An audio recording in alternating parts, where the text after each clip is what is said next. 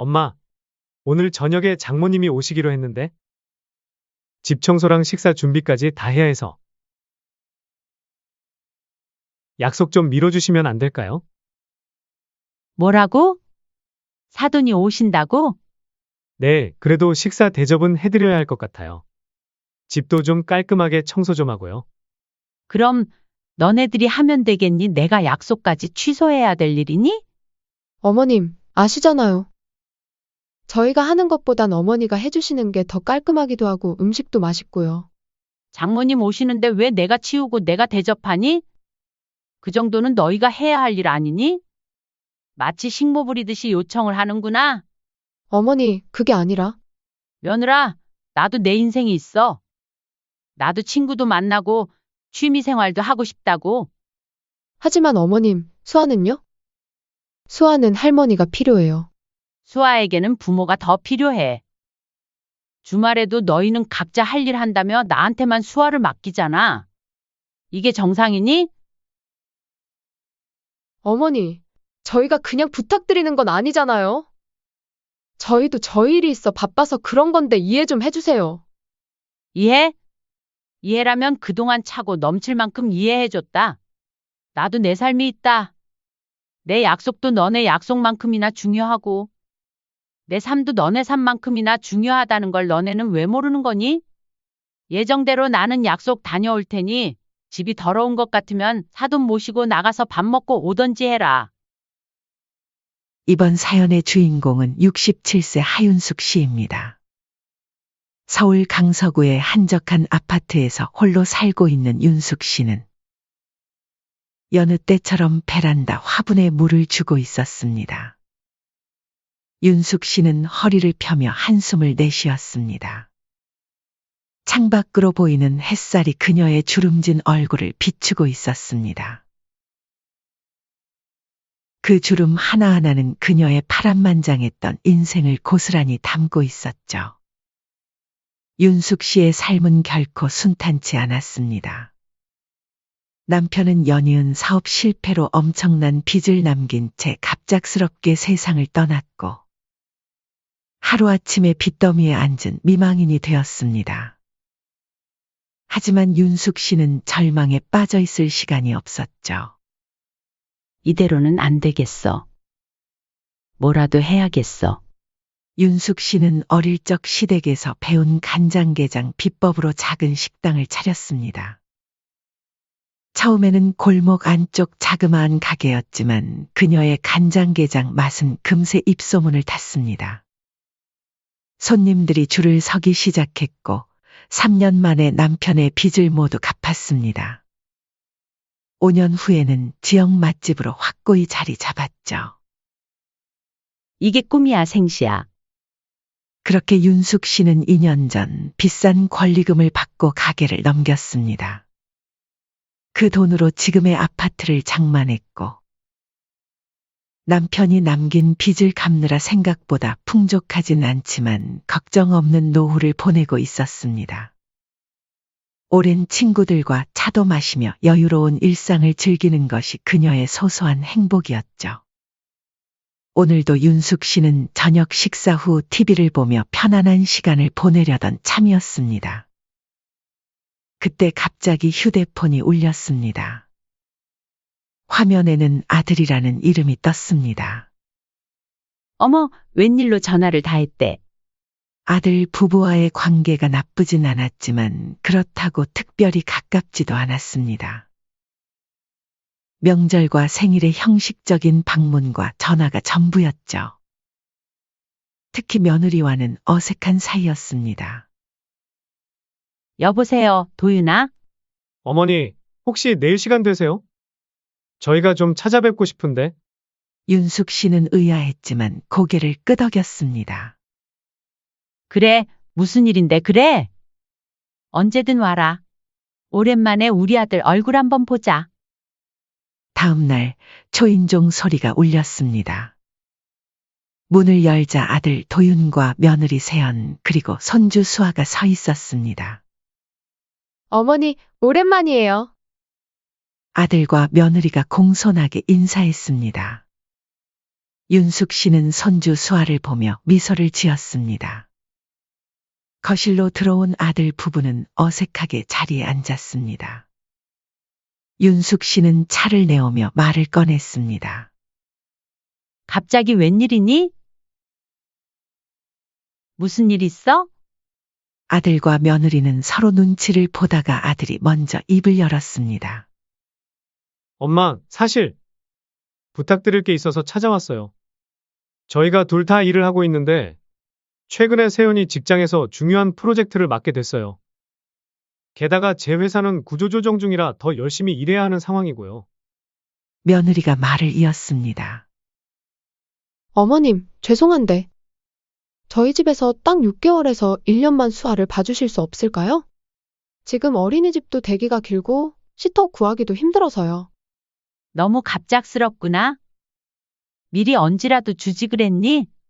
윤숙 씨가 머뭇거리자 아들이 간절한 표정으로 말했습니다. 아시잖아요. 저희 아파트 대출금도 있고 지금 세연이 일까지 그만두면 정말 힘들어요. 엄마, 제발 도와주세요. 딱 6개월만이라도. 맞아요, 어머님. 6개월만 지나면 수아도 어린이집에 들어갈 수 있을 거예요. 저희가 정말 감사히 여기겠습니다. 며느리의 목소리에는 다급함이 묻어 있었습니다. 윤숙 씨는 깊은 한숨을 내쉬었습니다. 사실 그녀는 지금의 자유로운 생활이 좋았습니다.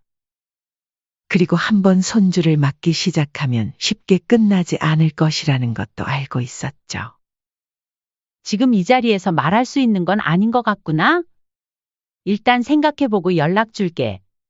윤숙 씨의 머뭇거림에 아들 부부의 표정이 어두워졌습니다. 어머니, 제발요. 저희가 정말 다른 방법이 없어서 그래요. 윤숙 씨는 고개를 돌렸습니다.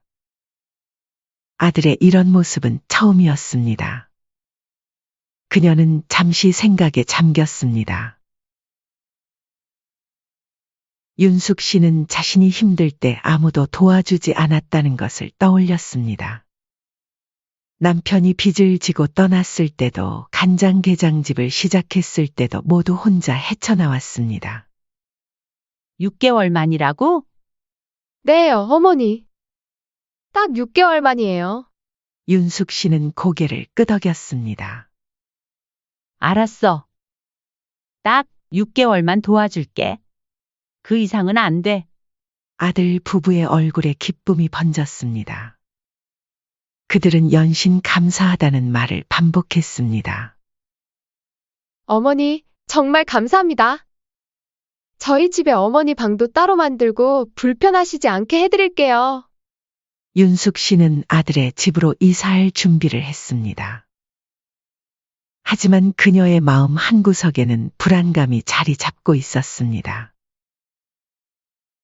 이렇게 한번 떠맡게 되면 6개월이 1년, 2년이 될 수도 있다는 것을 다른 사람들의 사연에서 많이 접했기 때문이죠. 하지만 그때는 나는 다를 거라 생각했습니다.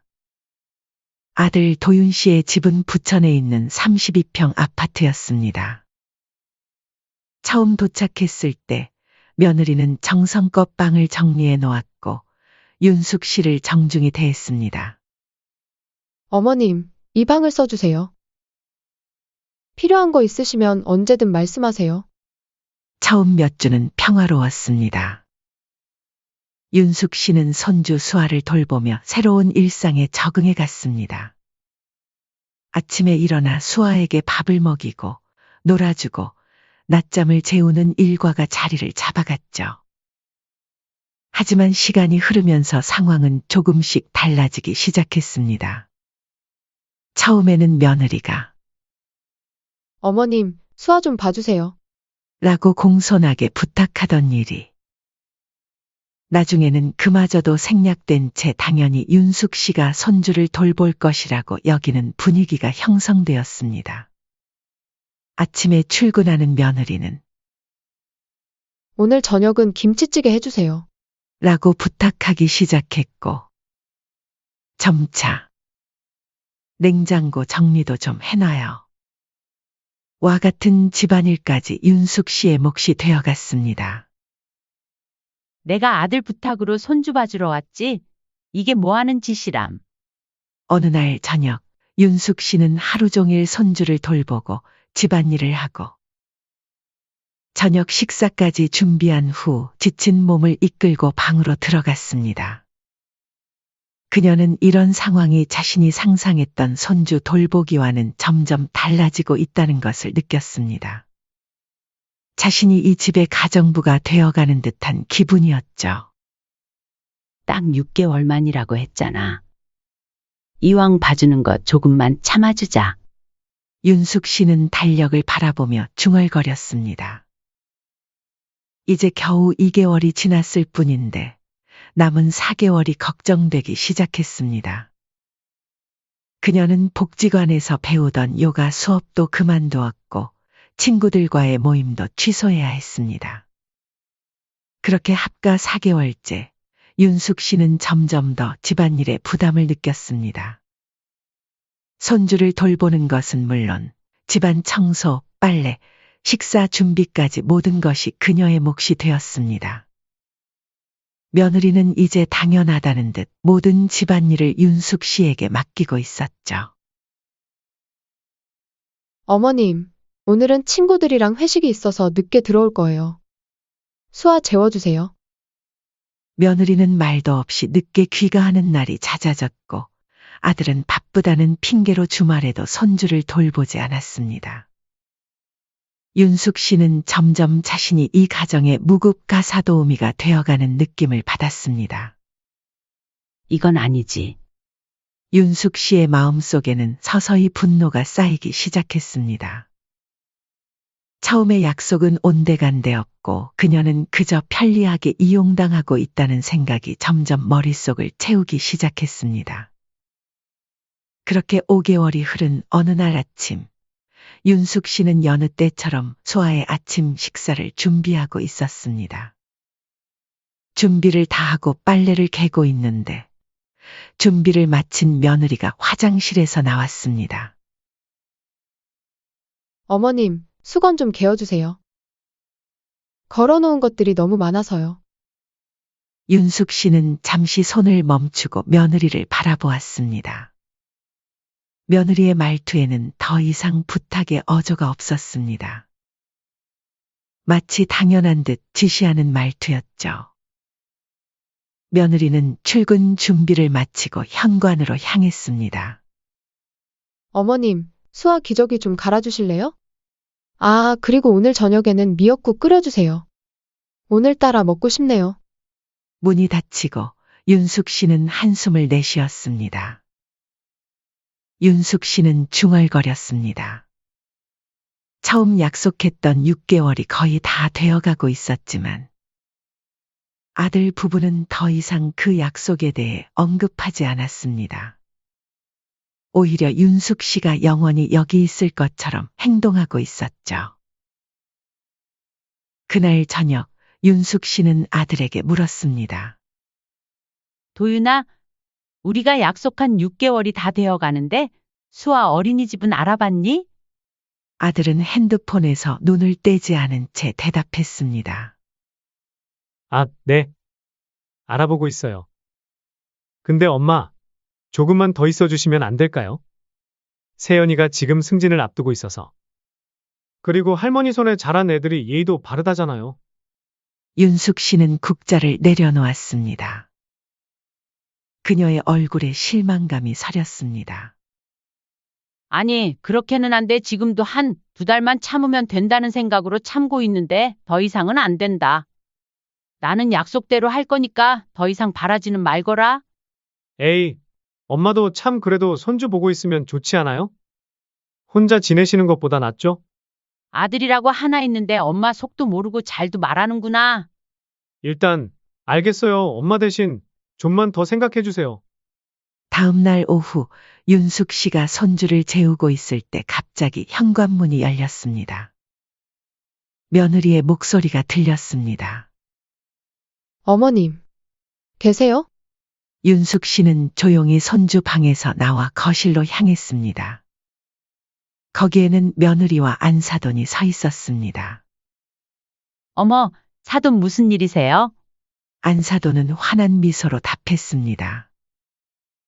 손주 보고 싶어서 왔지요. 우리 새언니 맨날 사돈 덕분에 편하게 직장 다닌다고 자랑하더라고요. 며느리가 부엌으로 향하며 말했습니다. 어머님, 저희 어머니 차 좀 준비해 주시겠어요? 저는 잠깐 수화방 가볼게요. 윤숙 씨는 잠시 망설였지만 사돈 앞에서 언쟁하고 싶지 않아 묵묵히 부엌으로 향했습니다. 차를 준비하는 동안 며느리가 다시 거실로 나와 말했습니다. 어머님, 저희 어머니 드실 간식도 좀 준비해 주실래요?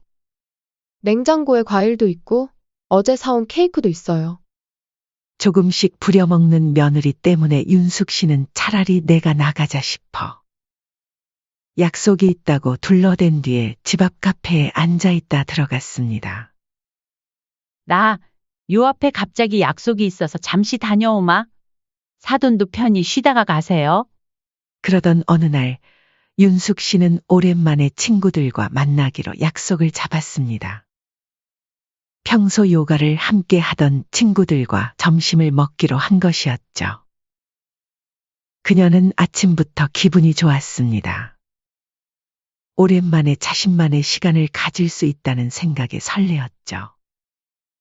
어머님, 기분 좋아 보이시네요? 오늘 어디 가세요? 아침 식사 준비를 하던 윤숙 씨에게 며느리가 물었습니다. 응, 옛날 친구들 만나기로 했어. 아, 그러세요? 언제 돌아오실 거예요? 윤숙 씨는 며느리의 표정이 미심쩍다는 것을 느꼈습니다. 저녁 전에는 돌아올 거야. 왜? 그때 아들이 거실에서 말했습니다. 엄마, 오늘 저녁에 장모님이 오시기로 했는데 집 청소랑 식사 준비까지 다 해야 해서 약속 좀 미뤄주시면 안 될까요? 윤숙 씨는 놀라서 아들을 바라보았습니다. 뭐라고? 사돈이 오신다고? 네, 그래도 식사 대접은 해드려야 할 것 같아요. 집도 좀 깔끔하게 청소 좀 하고요. 그럼 너네들이 하면 되겠니? 내가 약속까지 취소해야 될 일이니? 며느리가 말을 이었습니다. 어머님, 아시잖아요. 저희가 하는 것보단 어머니가 해주시는 게 더 깔끔하기도 하고 음식도 맛있고요. 윤숙 씨는 자리에서 일어났습니다. 그녀의 얼굴이 붉게 달아올랐습니다. 장모님 오시는데 왜 내가 치우고 내가 대접하니? 그 정도는 너희가 해야 할 일 아니니? 마치 식모 부리듯이 요청을 하는구나. 아들과 며느리는 놀란 표정으로 윤숙 씨를 바라보았습니다.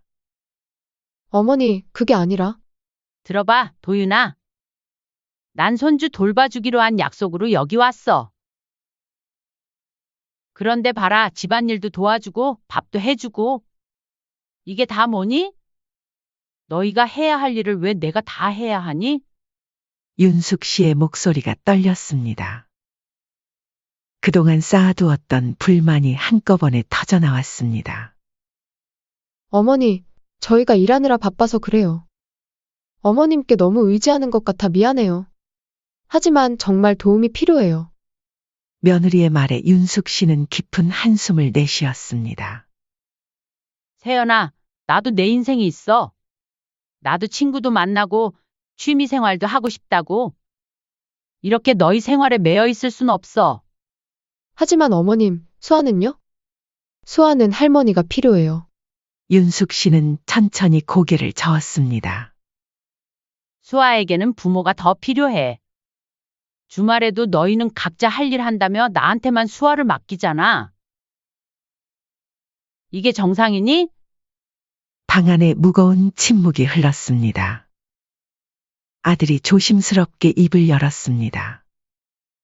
어머니, 저희가 잘못했어요. 너무 어머니께 의지했나 봐요. 하지만 지금 당장은 어머니의 도움이 정말 필요해요. 제발 이번 주말만이라도 도와주세요.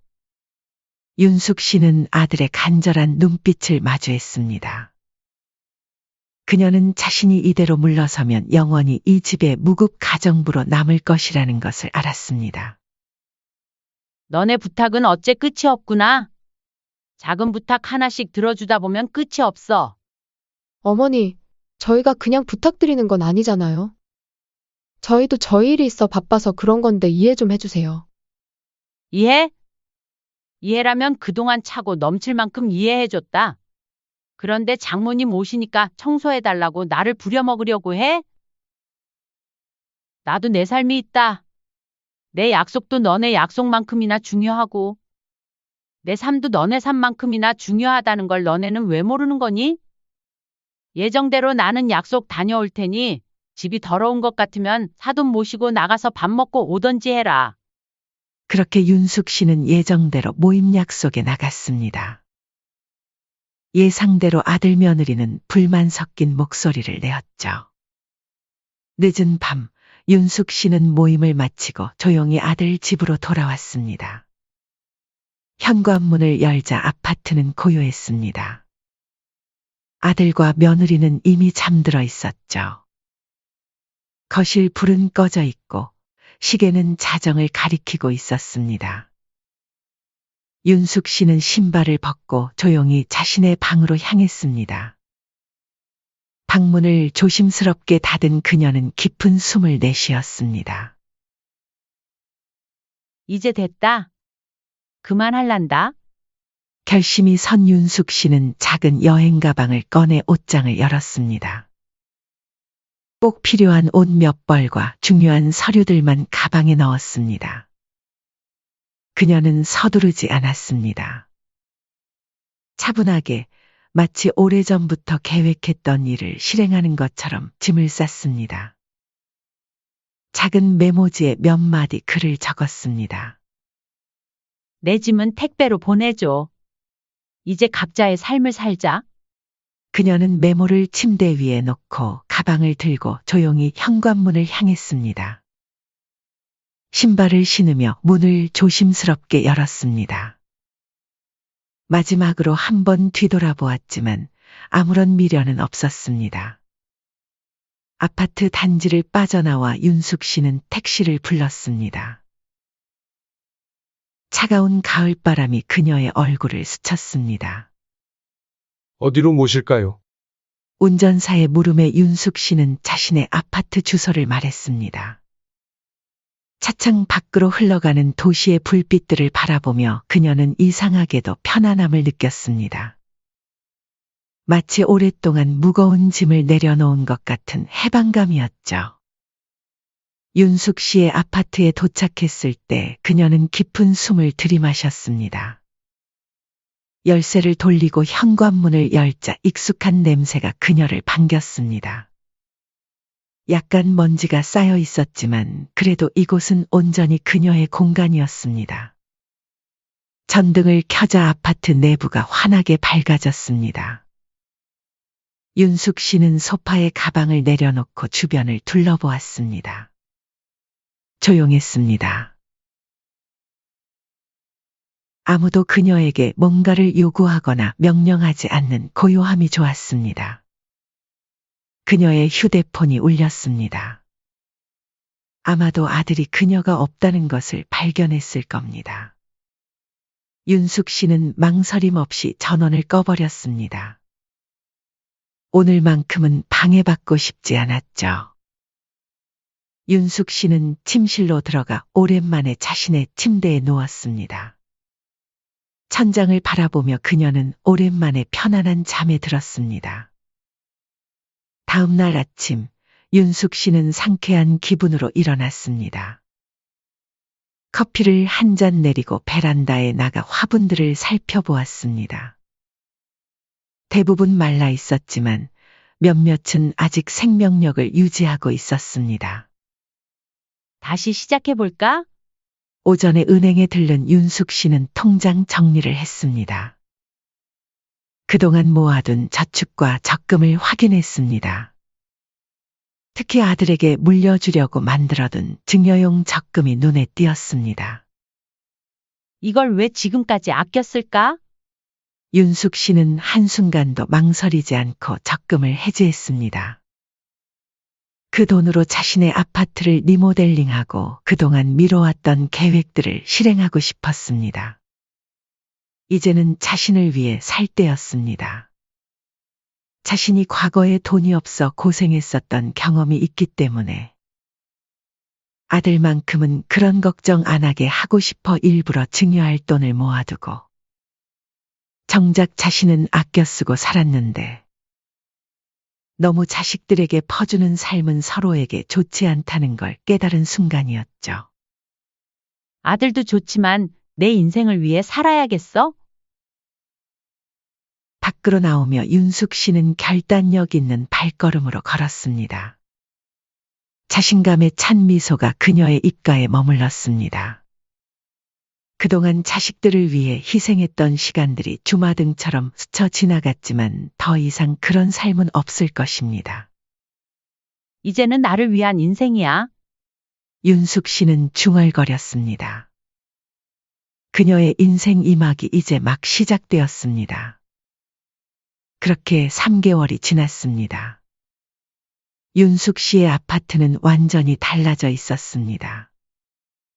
밝은 민트색 벽지와 새 가구들로 채워진 공간은 그녀의 새 출발을 상징하는 듯했습니다. 윤숙 씨는 요가 수업을 마치고 돌아와 베란다에 앉아 차를 마시고 있었습니다. 그동안 아들 부부에게서 수십 통의 전화와 문자가 왔지만 그녀는 대부분 무시했습니다. 명절에도 홀로 지냈죠. 그날도 평온한 일상을 보내던 중이었습니다.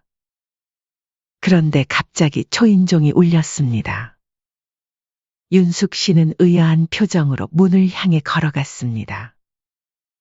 아무도 올 사람이 없었기 때문이죠. 누구세요?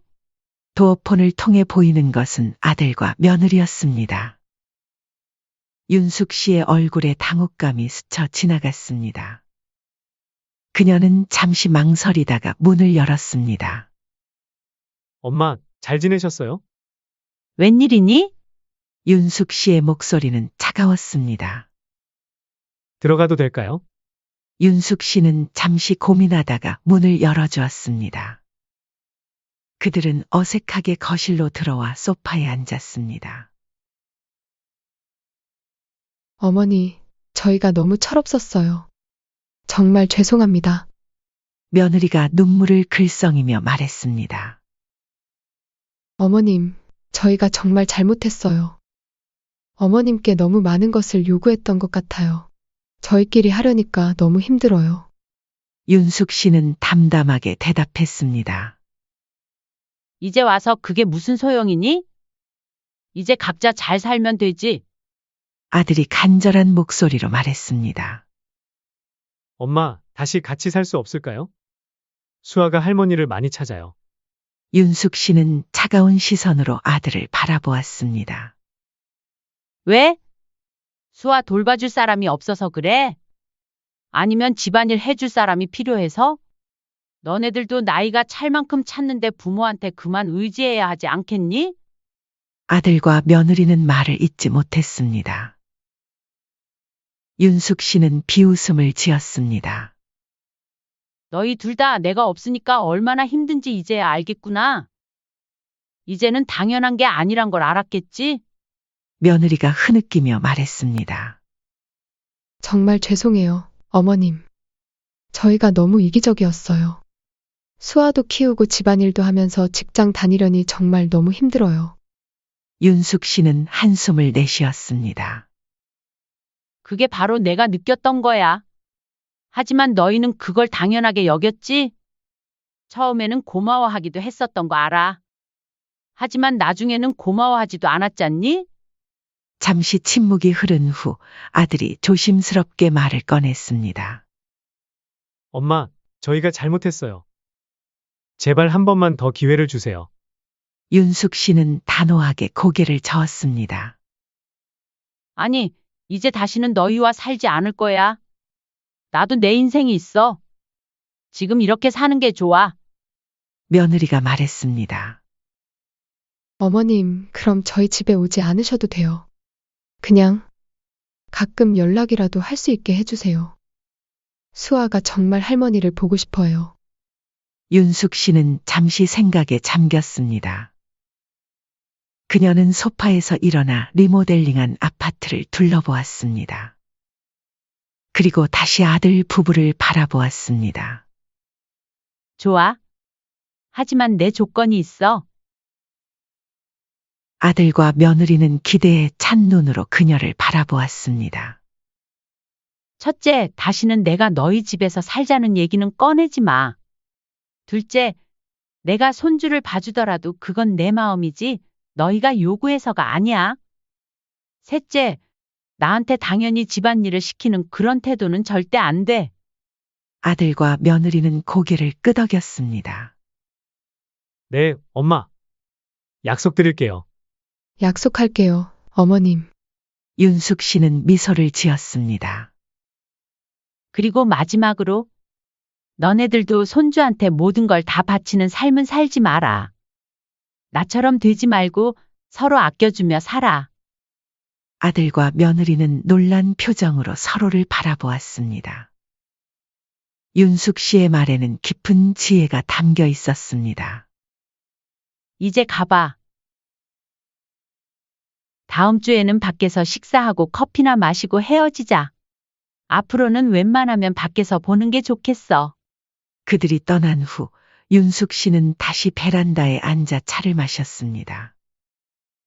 창밖으로 보이는 석양이 아름다웠습니다. 그녀는 미소 지었습니다. 그 후로도 윤숙 씨는 자신만의 생활을 계속했습니다. 매주 화요일과 목요일에는 요가를 배우고 주말에는 복지관에서 봉사활동도 했습니다. 취미로 시작한 수채화 교실에서는 꽤 재능을 보이기도 했죠. 가끔씩 아들 가족이 방문했습니다. 처음보다 훨씬 공손해진 아들과 며느리는 더 이상 윤숙 씨에게 무리한 부탁을 하지 않았습니다. 손주 수아도 할머니를 만나는 시간이 특별한 날이 되었습니다. 중요한 것은 윤숙 씨가 그 관계의 주도권을 쥐고 있다는 점이었습니다. 그녀는 더 이상 누군가의 편의를 위해 자신의 삶을 희생하지 않았습니다. 스스로 원할 때 원하는 만큼만 도와주었죠. 오면 반갑고 가면 더 고마워. 이것이 윤숙 씨의 철칙이 되었습니다. 그녀는 이제 자신을 위한 삶을 살았고 그 모습은 오히려 아들 부부에게 큰 교훈이 되었습니다. 봄이 오면 윤숙 씨의 베란다는 꽃으로 가득 찼습니다. 그녀는 친구들과 차를 마시며 웃음꽃을 피웠고 며느리가 직장 문제로 고민할 때는 현명한 조언도 아끼지 않았습니다. 하지만 모든 것에는 적절한 거리가 있었습니다. 진정한 가족이란 가까이 사는 게 아니라 서로를 존중할 줄 아는 것. 이라는 깨달음. 윤숙 씨는 이 교훈을 몸소 실천하며 자신의 인생 이막을 당당하게 살아가고 있었습니다.